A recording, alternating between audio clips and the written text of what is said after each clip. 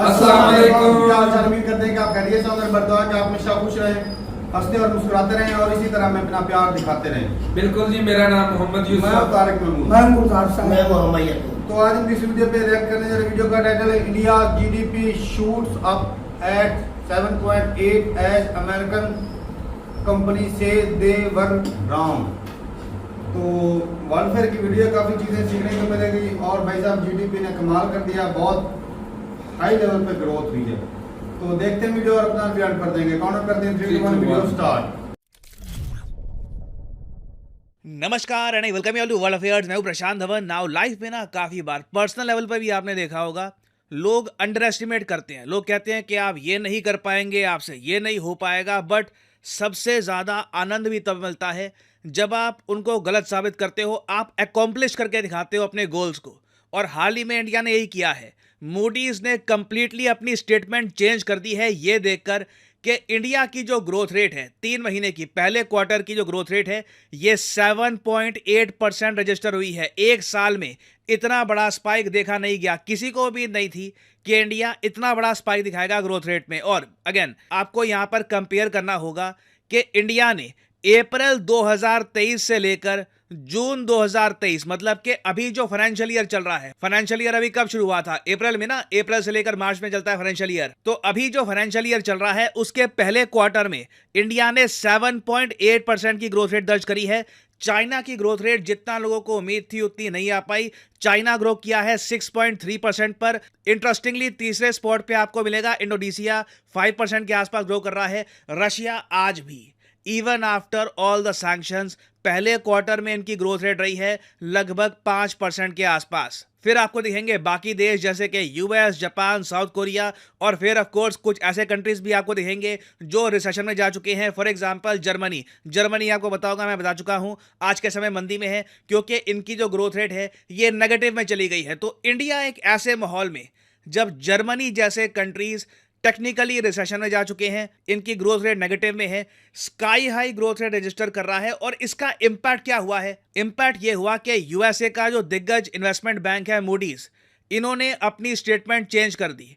ये अब कह रहे हैं कि हमारे हिसाब से इंडिया साल 2023 में इस फाइनेंशियल ईयर में 6.7% ग्रो कर जाएगा। और इंटरेस्टिंग बात देखिए, मूडीज ने ही आज से कई महीने पहले यह कह दिया था कि इस फाइनेंशियल ईयर में इंडिया की खास ग्रोथ रेट नहीं रहेगी। इन्होंने यह कहा था कि इंडिया एट मैक्स 5.5% ग्रो करने वाला है। जी हां, प्रेडिक्शन इंडिया के बारे में बहुत खराब थी, मगर इंडिया के पहले क्वार्टर के नंबर देखकर मूडीज ने खुद की जो प्रेडिक्शन है सही कर ली है। अब ये कह रहे हैं कि नहीं, इंडिया 6.7% तो ग्रो करेगा। और मेरा ये मानना है कि लगातार अगर हम परफॉर्मेंस दिखाते रहते हैं, इसी तरीके से ग्रो करते हैं, तो आराम से हम लोग 7% के ऊपर भी ग्रो कर सकते हैं। It is very much possible. तो इस टॉपिक को डिस्कस करते हैं इन डेप्थ। बहुत कुछ यहाँ पे आपको जानने को मिलेगा, मगर आगे बढ़ने से पहले आपसे पूछूंगा एक क्वेश्चन ये है कि हाल ही में केंद्र सरकार ने डिक्लेयर किया था, इसमें से किस डे को एज नेशनल स्पेस डे?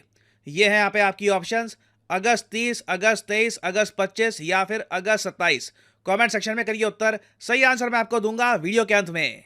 ना देखो, वैसे इंडिया की जो ग्रोथ रेट के नंबर्स आए हैं ये देखकर बिल्कुल कई लोगों ने अपनी जो प्रोजेक्शन है ये चेंज कर दी है। But at the same time हमें एक और बात ये भी देखनी होगी कि जब भी एक फाइनेंशियल ईयर स्टार्ट होता है तब उसका जो पहला क्वार्टर होता है, पहले के आप अगर देखोगे उसके 3 महीने की ग्रोथ रेट को, तो वो यूजुअली हाई होती है। आप अगर यहाँ पर देख पाओ 2021-22 का जो फाइनेंशियल ईयर था उसके पहले क्वार्टर में आप देखोगे तो कोविड से जब हम उभर रहे थे सीधा एक ह्यूज जंप आया। 21% से ऊपर की जो ग्रोथ रेट है ये दिखी थी पहले 3 महीनों में। सेम केस हमको दिखा 2022-23 में, इनिशियल 3 महीनों में 13% की ग्रोथ रेट। और अब भी हम देख रहे हैं कि ये जो स्पाइक आया है ये पहले क्वार्टर में दिखा है ना। वैसे आप अगर देखो पिछले जो 3-4 क्वार्टर हमारे गए हैं 2022-23 से लेकर अब तक, इसको आप कंपेयर करोगे तो ये जो 7.8 की ग्रोथ रेट है बहुत इंप्रेसिव लगती है। बट चैलेंज यही होता है कि पहले क्वार्टर में जो आप ग्रो कर लिए, क्या उसको आप फॉलो कर पाओगे या नहीं कर पाओगे? और पर्सनली आप अगर मुझसे पूछें तो चांसेस अच्छे लग रहे हैं कि इंडिया एक स्टेबल ग्रोथ रेट दिखाता रहेगा। इसका रीजन क्या है?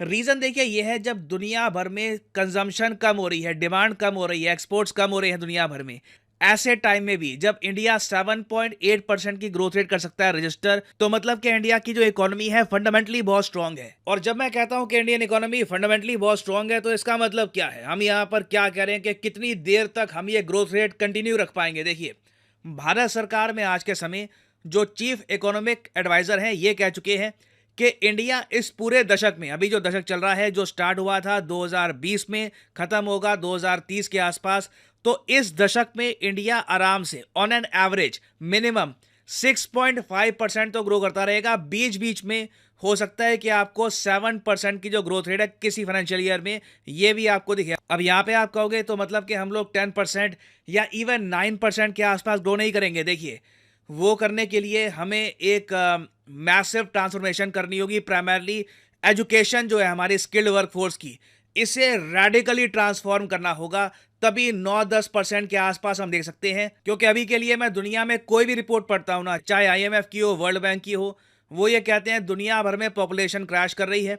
चाइना की population, Japanese population, European population, India की पॉपुलेशन काफी हद तक स्टेबल है, बट इस आबादी के पास स्किल नहीं है। यह बहुत ही ज्यादा इंपॉर्टेंट है कि सरकार आने वाले कुछ सालों में एक बड़ी आबादी के लिए स्किल्ड प्रोग्राम्स ऑर्गेनाइज करे। इसके लिए हम इंटरनेट और वेरियस और मीडियम्स का यूज कर सकते हैं। कुछ इनोवेटिव थिंकिंग चाहिए होगी, आउट ऑफ बॉक्स थिंकिंग चाहिए होगी, तो बिल्कुल इंडिया आराम से एक हायर ग्रोथ रेट को टच कर लेगा। बट एटलीस्ट हम 6.5% की growth rate at a minimum तो देते रहेंगे, जिससे इंडिया जो अपने बड़े टारगेट है जैसे कि 4 ट्रिलियन 5 ट्रिलियन डॉलर्स की इकोनॉमी बनना, इसको तो आराम से अकॉम्प्लिश कर लेगा। और वैसे अगर हम बात करें 5 ट्रिलियन डॉलर इकोनॉमी की, तो अगर हमें 2028 तक 5 ट्रिलियन की इकोनॉमी बनना है, तो हमको एट एन एवरेज 7.4% की ग्रोथ रेट दिखानी होगी। तो चैलेंज हमारे साथ बना हुआ है, हमें बीच में ना 1 से लेकर 2 साल चाहिए, कहीं से हम 8%, 8.5% की जो एनुअल ग्रोथ रेट अगर दिखा देते हैं, तो बिल्कुल 2028 या फिर उसके आसपास हम 5 ट्रिलियन की इकोनॉमी बन जाएंगे। नहीं तो मोस्ट प्रॉब्ली ये टारगेट 2029-30 के आसपास ही हम अकॉम्प्लिश कर पाएंगे ना। ये सब जो पॉजिटिव बातें हैं ये देखकर बिल्कुल काफी अच्छा लगता है। डेफिनेटली हम लोग जापान और जर्मनी को बीट कर देंगे नॉमिनल जीडीपी के मामले में इसी दशक में। बट एक चीज हमको ये भी देखनी होगी कि 2024 में क्या होता है, क्योंकि एक तरफ बिल्कुल मूडीज ने, उसके अलावा मॉर्गन स्टैनली, वेरियस रिपोर्ट्स आ रही है यूएसए से, सब लोगों ने इंडिया को लेकर जो अपना व्यू है, जो अपनी प्रेडिक्शन है, ये इंप्रूव कर दिया है। सब कह रहे हैं कि इंडिया एक्स्ट्रा ग्रो करेगा। But at the same time हमको ये भी देखना होगा कि reserve bank of India, RBI की प्रेडिक्शन ये थी कि पहले क्वार्टर में, इस फाइनेंशियल ईयर के पहले क्वार्टर में हमारी ग्रोथ रेट 8% रहेगी।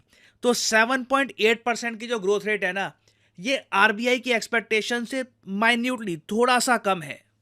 और इसीलिए एक बैड न्यूज़ थोड़ी ये भी आई है कि मूडीज ने एक तरफ तो ये कह दिया कि जो अभी करंट फाइनेंशियल ईयर है इसमें हमारी ग्रोथ रेट बिल्कुल बढ़ेगी, but at the same time इन्होंने ये कहा है कि 2024 में, ये पहले कह रहे थे कि इंडिया की ग्रोथ रेट रहेगी 6.5%, अब ये कह रहे हैं कि ये ग्रोथ रेट गिरकर 6.1% हो सकती है। तो ये चिंताजनक है, क्योंकि again as I mentioned earlier, minimum 6.5% की ग्रोथ रेट चाहिए ही, उसके ऊपर मिलेगी तो खैर that will be great, but 6.1% की जब प्रोडिक्शन आती है ना, this is challenging, this is worrying. तो देखिए, अभी तक जो नंबर सामने आए हैं, चाहे रेनफॉल कम हो, इन्फ्लेशन थोड़ी सी बढ़ गई हो, ग्लोबल कंसर्न्स हो, तब भी हमारे सर्विस सेक्टर के दम पे हमने ये 7.8% का आंकड़ा छू लिया है। देख के अच्छा लगता है कि चाइना, यूएस, वेरियस और कंट्रीज की जो ग्रोथ रेट है हमसे बहुत पीछे है। But at the same time इसको कंसिस्टेंटली मेंटेन कर पाना पूरे फाइनेंशियल ईयर में ये चैलेंज रहने वाला है। अभी बस क्वार्टर 1 आया है, देखते हैं क्वार्टर 2, 3, 4 में क्या होता है। This year will be very important for India's growth journey. और इस टॉपिक से रिलेटेड ऑब्वियसली कुछ डेवलपमेंट्स होती हैं, तो उस पर इन द फ्यूचर मैं अपडेटेड वीडियो आपके लिए ले आऊंगा। नाउ फाइनली वापस आते हैं अपने क्वेश्चन की तरफ कि नेशनल स्पेस डे इंडिया अब कब ऑब्जर्व करेगा हर साल। तो सही उत्तर है ऑप्शन बी, 23 अगस्त। 23 अगस्त वो तारीख है जब चंद्रयान 3 ने एक सॉफ्ट लैंडिंग करी थी मून के साउथ पोल रीजन में। और आपको पता होगा कि जो एरिया है जहां पे लैंडिंग हुई थी उसे हमने अब नाम दिया है शक्ति स्थल। तो इसी बात को कमेमोरेट करने के लिए, सेलिब्रेट करने के लिए देश हर साल सेलिब्रेट करेगा 23 अगस्त को एज नेशनल स्पेस डे। याद रखिएगा, very important for any examination. और फाइनली यहाँ पर मैं ये भी ऐड कर दूं कि आप किसी भी एग्जाम की तैयारी कर रहे हैं, चाहे एसएससी, यूपीएससी, बैंक, आप परचेज कर सकते हैं अनअकैडमी के क्वालिटी कोर्सेज कमेंट सेक्शन में जाइए, पिन कमेंट में यहाँ पे आपको मिलेंगे link. For example let's say आपको प्रिपेयर करना है यूपीएससी के एग्जाम के लिए, तो यूपीएससी के लिंक पर यहाँ पर करिए क्लिक और यहाँ पे आप परचेज कर पाएंगे अनअकैडमी का यूपीएससी कोर्स। बट जो प्राइसेस यहाँ पर लिखे हैं, don't ever pay these prices. Simply यहाँ पर कोड डालिए PD10 and the prices will start following and you will be able to save a lot of money. So use the code PD10 and save money. और इसी note के साथ ये है video का अंत। Thank you for listening. May the gods watch over you.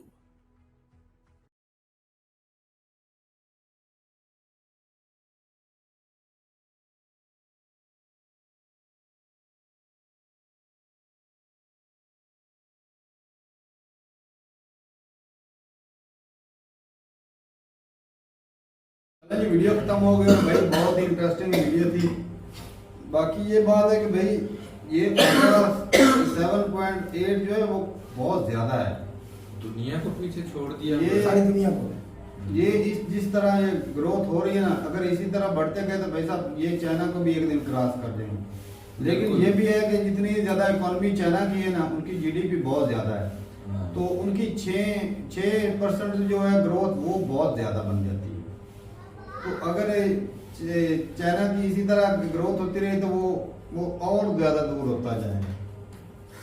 America की economy सारी दुनिया से ऊपर है। हाँ। वो ग्रोथ नहीं कर पा रहे। वो ग्रोथ नहीं कर पा रहे, सही बात है। उसके अंदरूनी मामला बड़े चले जापान जैसा कंट्री, जापान जैसा स्ट्रॉन्ग है। इसके पीछे मैं एक रीजन बताता हूँ भाई साहब। पॉपुलेशन का बहुत बड़ा हाथ होता है। जब एक कंट्री की पॉपुलेशन ज्यादा है, साफ ज़ाहिर है उसको खाने पीने की या प्रोडक्ट्स की हर शोबे में जरूरत होती चीजों की। बिल्कुल। तो जो कंट्री की अपनी पॉपुलेशन की जो चीज जरूरत को भी पूरा करना वो ना तो पाए। जीडीपी में आ जाता है, ऐसी और बात। दूसरे कंट्री को एक्सपोर्ट करना वो भी इसी में आ जाता है, सर्विसेज है। बाकी ये बात है कि भाई इंडिया की जो सबसे बेहतरीन काम है ना कि यंग पॉपुलेशन ज्यादा है पूरी दुनिया में। ऐसी बात। तो अगर इनको स्केल दिया जाए कि वो कोई काम सीखें तो और ज्यादा पैसे कमा सकते हैं। अब कई ऐसे लोग हैं भाई, एजुकेशन है इंडिया में, नो डाउट बहुत एजुकेशन हमसे ज्यादा है, लेकिन अभी भी बहुत काम होने वाला है, क्योंकि बहुत सारे लोग जो हैं बेरोजगारी भी कई जगह पर कई ऐसी बेरोजगारी। अगले दिन मैं एक वीडियो देख रहा था जिसमें ना एक जम्मू कश्मीर से था लड़का, वो कह रहा था नहीं यूपी का था, यूपी का था, किसी और स्टेट में गया था टीचर की या किसी और पोस्ट में अप्लाई करने के लिए गया था। 2-3 लड़के थे यूपी से। अच्छा। तो वो कह रहे थे 5 साल हो गए उधर कोई वैकेंसी नहीं निकली यूपी में। हाँ, किसी और मुल्क में गया था ना, यूपी स्टेट ही है इनकी इंडिया की। तो ये बात है कि हर स्टेट के ऊपर अगर नजर रखी जाए ना, बहुत सारी स्टेटें ऐसी है जो बिहार की बात कर ले वो बिछड़ी हुई है। अभी कुछ स्टेट के ऊपर जितनी ज्यादा वो जीडीपी में कंट्रीब्यूट कर रहे हैं, अगर वो सारी सबको हकूक मिले हैं, ये जिम्मेदारी तो स्टेट की है ना। स्टेट की है। अभी तक काफी है स्टेट, राजस्थान की तरह काफी जगह है सीधा कभी काम हो ही नहीं, बहुत कम है। हाँ, उसका जरूरत है अभी। ना, तो बात उनके लिए अगर नहीं है। मौके हाँ। पैदा किए जाएं तो वो भी कंट्री के लिए कितनी खिदमत बिल्कुल। कई ऐसे इलाके हैं राजस्थान में जहाँ पर अभी भी पानी की कमी, वो कुएं से पानी भरते हैं लोग, बेड बक्सियों से गुजारा करते हैं। वो इतना बड़ा उधर रकबा ज्यादा है, बहुत ज्यादा आबादी रहने वाले को अगर फायदा पहुंचाया जाए। इस दफा ही वो पानी आया था, वो जो बवंडर सा आया था ना, हाँ। उसमें ही वो बारिश आई है, बिल्कुल। पहली दफा आई है। तो उससे कितना ज्यादा फायदा इंडिया को हो सकता है। तो ऊपर वाले रकबा जो है वो बंजर पड़ा, किसी काम में नहीं आया। हाँ। ऊपर धूप है, नीचे रेत है, गर्म हो जाती है, लोग कैसे आवाम किस तरह जानवर आवाम तो बड़ी मुश्किल से जिंदगी बस बहुत मुश्किल होती है भाई साहब, पानी का लेवल भी बहुत नीचे है। लेकिन उसके अलावा भी इंडिया मतलब में बहुत ज्यादा विरोध कर किए जा रहा है। नहीं इंडिया के भाई Strong है ना। अभी देखा जाए ये तो पहले 3 माह की, अगर मुसलसल पूरा साल ऐसे करता हाँ, है तो फिर और 3 महीने का बताया गया। हाँ, 3 महीने एक में। बार- अगर पूरे 12 महीने का इस तरह हो वो लगाया जाए। ऊपर नीचे हो जाता है ना कभी कभी। हाँ मैं कुछ हो कह रहे हैं ना ऊपर कभी नीचे। 20 तक 30 तक 6.5 बार आएगा। भी आए हैं। वो मैं बताता हूँ, वो ग्रोथ रेट कम हो गई थी, 8-9% ग्रोथ रेट कम हुई।